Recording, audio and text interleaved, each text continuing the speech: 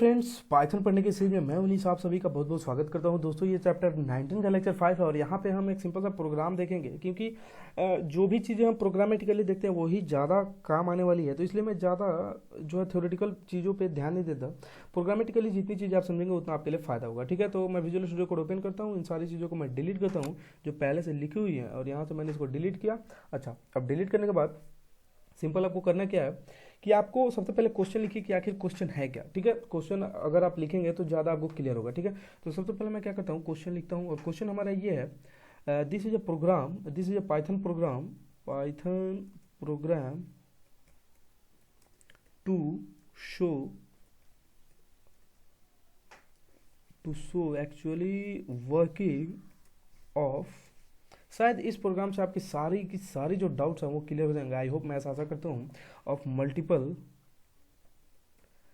Python program to show working of multiple inheritance. ठीक है, तो एक से ज़्यादा इनहेरिटेंस जब हो तब कैसे काम करेगा। अभी तक हमने एक इनहेरिटेंस लिया था, एक पेरेंट क्लास था और एक चाइल्ड क्लास था, लेकिन इसमें जो है एक से ज़्यादा चाइल्ड क्लास होंगे तो एक्चुअली ये कैसे काम करता है ये हम देखेंगे। ठीक है, अच्छा, तो यहाँ पे जो है अब आपको सिंपल सा आपको समझ आ गया होगा कि एक्चुअली प्रोग्राम क्या है। प्रोग्राम हमारा ये है कि एक बेस क्लास होगा, उसके बहुत सारे डिराइव्ड क्लास होंगे, या ऐसा कह सकते हैं कि बहुत सारे बेस क्लास होंगे और एक डिराइव्ड क्लास होगा। दोनों बातों में ध्यान गौर करिएगा।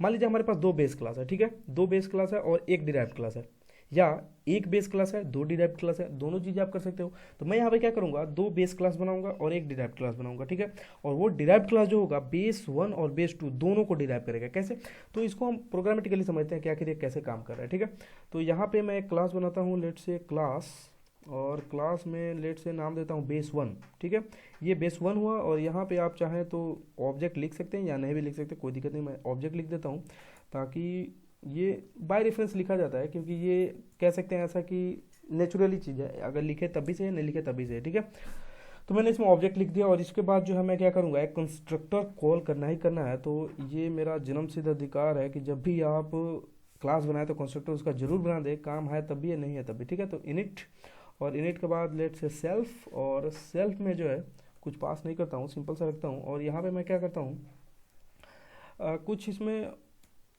इस कंस्ट्रक्टर को खाली ना छोड़ के कुछ ऐसा करते हैं जैसे सेल्फ डॉट, समझिएगा बात को, str1। ठीक है, self dot str1 is equal to, ये एक हमारा वेरिएबल हो गया str1, और इसमें हम क्या करेंगे, एक लेट से एक स्ट्रिंग डाल देते हैं और स्ट्रिंग में क्या होगा, लेट से हैरी डाल देते हैं। ठीक है, हैरी डाल देते हैं। आई होप कि आप समझ पा रहे हो। और इसके बाद जो मैं क्या करता हूँ, प्रिंट कर लेता हूँ, प्रिंट, और प्रिंट में मैं क्या लिख देता हूँ, बेस 1। ठीक है, आई होप कि आप समझ पा रहे हो। तो ध्यान से देखें तो हमारा ये जो है एक पूरा का पूरा कंप्लीट क्लास बन गया। ठीक है, इसमें हो ये रहा है कि एक क्लास है, जैसे आप इसका पेरेंट क्लास बनाए, सॉरी, जैसे इसका आप ऑब्जेक्ट बनाएंगे तो होगा ये कि ये पूरा का पूरा चल जाएगा और ये जो है बेस 1 ये प्रिंट हो जाएगा। ठीक है, तो आई होप कि आप समझ पा रहे हो, सिंपल सा क्लास है। और इसके बाद मैं क्या करता हूँ, एक और बेस क्लास बना लो, आप चाहो 1000 बेस क्लास बना लो, कितने बना लो, उससे फर्क नहीं पड़ता। ठीक है, अच्छा, क्लास बेस 2 बना लेता हूँ, बेस 2, और बेस 2 में भी लेट से ऑब्जेक्ट में पास कर देता हूँ, ऑब्जेक्ट मैंने पास किया।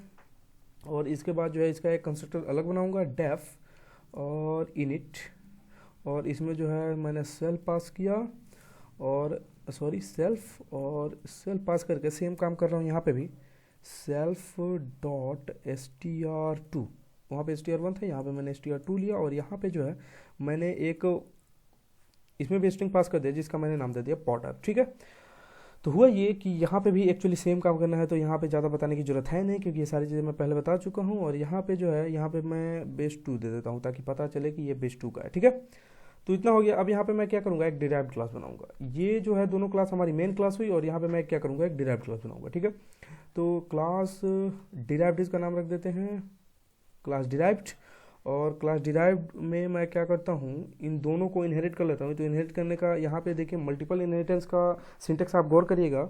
शुरू में मैं क्या करता था,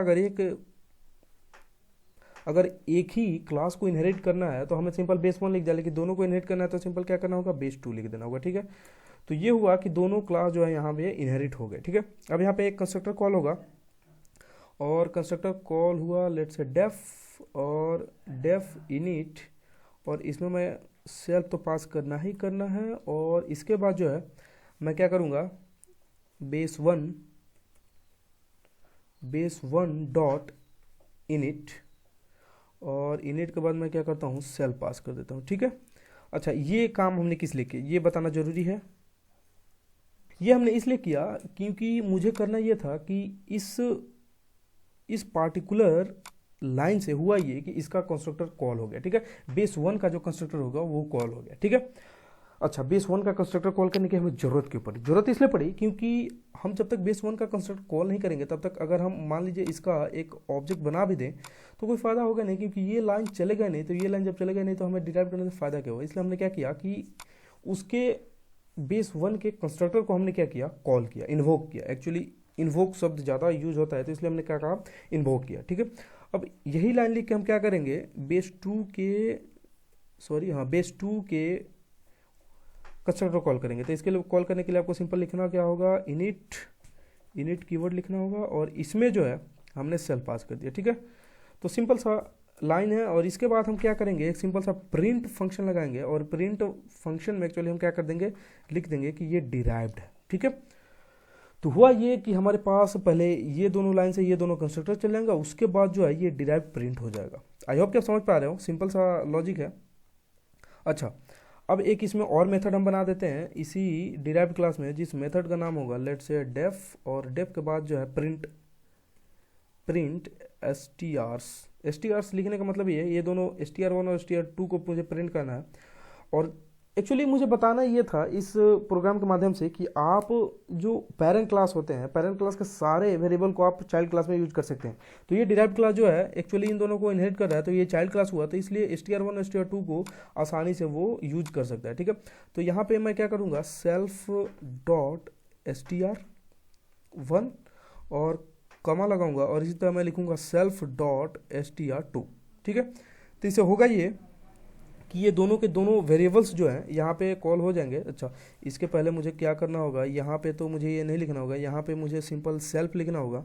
और ये काम जो है आप गौर करिएगा, थोड़ी सी गलती हुई थी, और ये काम जो है आपको प्रिंट के अंदर लिखना होगा, क्योंकि मुझे प्रिंट करा के दिखाना है आपको, ठीक है।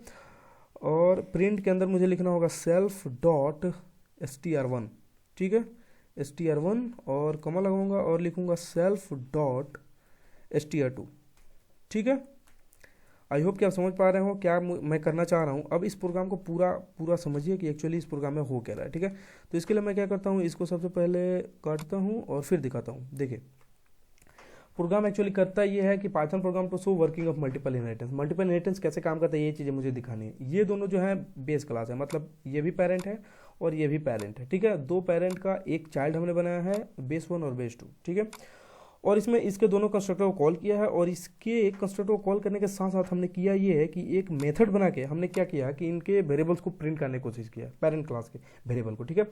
अच्छा, अब इसके लिए मुझे करना क्या होगा कि सबसे पहले ऑब्जेक्ट बनाना होगा डिराइव्ड का, और ऑब्जेक्ट बनाने के लिए आपको मैंने बता रखा है कि आपको रखना ये है कि एक आपको वेरिएबल लेना है। लेट से ऑब्जेक्ट वेरिएबल ले लेता हूँ या ओबीजे ले लेता हूँ, और ओबीजे वेरिएबल में मैंने क्या किया, डिराइव्ड को कॉल किया, डिराइव्ड के एक ऑब्जेक्ट बनाया मैंने डिराइव्ड का, और ये ओबीजे में डिराइव्ड का एक ऑब्जेक्ट चला गया, ऑब्जेक्ट का रेफरेंस चला गया, ऑब्जेक्ट भी अभी नहीं बनाया, ऑब्जेक्ट का रेफरेंस गया ओबीजे में, ठीक है। अच्छा, अब ओबीजे से क्या, ओबीजे बनने के साथ साथ क्या हुआ, ओबीजे बनने के साथ साथ ये अपने कंस्ट्रक्टर को कॉल किया, इस इनिट को कॉल किया, क्योंकि कंस्ट्रक्टर कॉल तभी होता है जैसे ही आप ऑब्जेक्ट बनाते हो। जैसे मैंने डिराइव्ड का ऑब्जेक्ट बनाया तो ये कंस्ट्रक्टर कॉल हुआ, जैसे ये कंस्ट्रक्टर कॉल हुआ तो ये कंस्ट्रक्टर इन दोनों कंस्ट्रक्टर को कॉल कर रहा है, तो ये भी कंस्ट्रक्टर चलेगा और ये भी कंस्ट्रक्टर चलेगा, ठीक है। अच्छा, इसके साथ साथ ये डिराइव्ड प्रिंट होगा, ठीक है।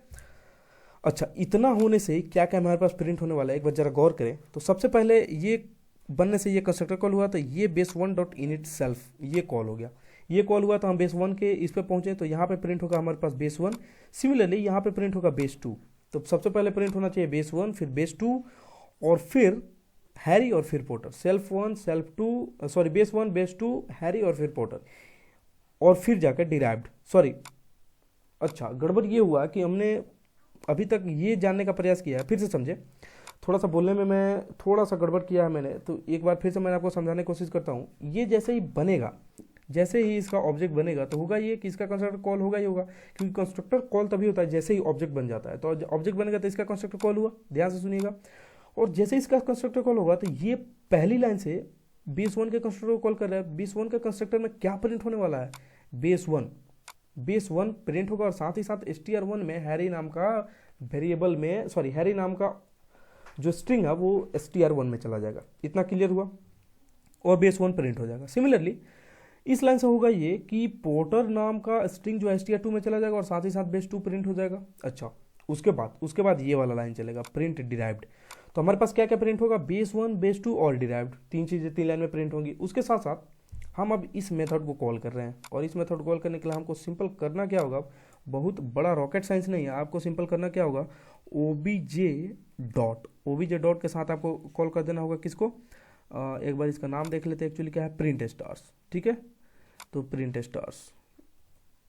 स्टार्स, और इसमें आपको सिंपल इस मेथड को कॉल कर देना होगा, सिंपल। अब हमारे पास प्रिंट क्या होगा, बेस 1, बेस 2, डिराइव्ड, तीन चीजें। उसके साथ साथ हमारे पास क्या प्रिंट होगा, self1.str, self2.str, जैसे हैरी और पॉटर। ठीक है, तो इस प्रोग्राम को एक्चुअली रन करते हैं, और रन करने के लिए हमको सिंपल लिखना क्या होगा, देखिए जैसे मैंने इसको रन किया तो यहाँ पे बेस 1, बेस 2, डिराइव्ड और हैरी पॉटर हमारे पास प्रिंट होके आ गया। ठीक है, एक बार और इसको रन करके आपको दिखाता हूँ, पाइथन फर्स्ट प्रोग्राम .py। तो देखिए हमारे पास ये 2 बार मैंने रन किया, 2 बार प्रिंट होकर हमारे पास आ गया। तो ये है हमारा पूरा का पूरा कंप्लीट प्रोग्राम, और कंप्लीट प्रोग्राम का रनिंग स्टेटस ये है, और आई होप कि आप समझ पा रहे हो। अच्छा, यहाँ पे मैंने जो है गिट बेस नहीं रखा है, तो उससे कोई फ़र्क नहीं पड़ता, आप जो भी टर्मिनल यूज़ करें उससे कोई फ़र्क नहीं पड़ता। अगर मैंने यहाँ पे गिट बेस जब यूज़ कर लिया, तो अब फिर से मुझे करना क्या होगा कि कमांड लाइन से मुझे फिर से उस यहाँ इस पाथ तक पहुँचना होगा। तो सबसे पहले मुझे डी तक पहुँचना होगा, और डी के बाद जो है न्यू पर पहुँचना होगा, और न्यू के बाद जो है पाइथन लेक्चर्स पर मुझे पहुँचना था, change directory to Python lectures. और इसके बाद जो हम इस प्रोग्राम को रन करेंगे, तो रन करने के लिए सिंपल लिखना होगा पाइथन, और पाइथन के साथ फर्स्ट प्रोग्राम .py। ठीक है, तो देखिए फिर से रन होगा। तो आई होप कि ये सिंपल चीज़ें थी, और इसको आई होप कि मैंने अच्छे से समझा पाया, ऐसा मैं आशा करता हूँ। अगर आपको ये वीडियो अच्छा लगा, किसी भी एंगल से अगर आपको ये वीडियो अच्छा लगा, तो प्लीज़ इस वीडियो को लाइक करिए, और अभी तक आपने चैनल सब्सक्राइब नहीं किया तो प्लीज़ इस सब्सक्राइब कर लीजिए। Thank you. अच्छा, इसके पहले कि मैं इस वीडियो को पॉज करूं, आपको एक चीज़ बता देना चाहूँगा कि मैंने अपना नंबर हर एक वीडियो के अंत में दिया है, तो आपको कभी भी कोई भी डाउट हो तो 24/7 ये लाइन आपके लिए ओपन है, कि आप कभी भी इस माध्यम से, या तो आप इस नंबर पर व्हाट्सअप करिए या डायरेक्टली कॉल करके आप अपने डाउट क्लियर कर सकते हो। इतनी मैंने सुविधा आपको दी है। तो आई होप कि ये सभी चीज़ आपको अच्छी लग रही हो, और हमारी आपकी एक बॉन्डिंग जो है वो बन चुकी है। अगर आप शुरू से ये सारे वीडियो लेक्चर देख रहे हैं, तो आई होप कि वो बॉन्डिंग बन चुकी हो, और आप एक दूसरे से ये वीडियो जरूर शेयर करिए। Thank you.